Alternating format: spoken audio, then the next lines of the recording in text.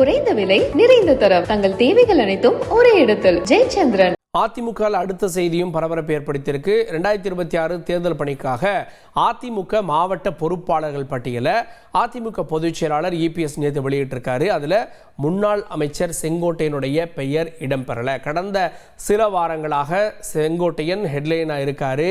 அவர் EPS அப்படின்னு பெயரை சொல்லாததும் குறிப்பிடத்தக்கது. ஏன் அவர் பேர் இல்லை அப்படின்ற பரபரப்பு மறுபுறம் ஓடிட்டு இருக்கு. அவருக்கு வேறு சில பொறுப்புகள் வழங்கப்படலாம் அப்படின்ற தகவலும் சொல்லப்படுது. அதிமுக விவகாரத்தில் ஒரு அப்டேட். எனக்கு எச்சரிக்கை விடுக்கக்கூடிய தகுதி ஓ பன்னீர்செல்வத்திற்கு கிடையாது அப்படின்னு முன்னாள் அமைச்சர் ஆர்பி உதயகுமார் வீடியோ வெளியிட்டிருக்காரு.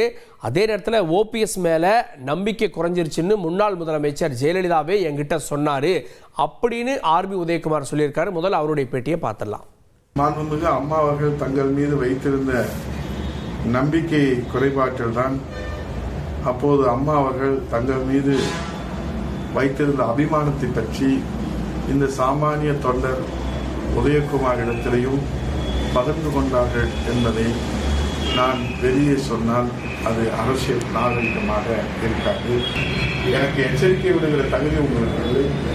நான் எந்த எச்சரிக்கையும் எதிர்கொள்வதற்கு தயாராகத்தான் இருக்கிறேன். இன்னும் விவாதிக்க வேண்டும் என்று நீங்கள் விருப்பப்பட்டால் நான் தயாராக இருக்கிறேன். அடுத்ததா தமிழக சட்டப்பேரவையில் மார்ச் 14ஆம் தேதி பட்ஜெட் தாக்கல் செய்யப்படும்னு சபாநாயகர் அப்பாவு அறிவிச்சிருக்காரு.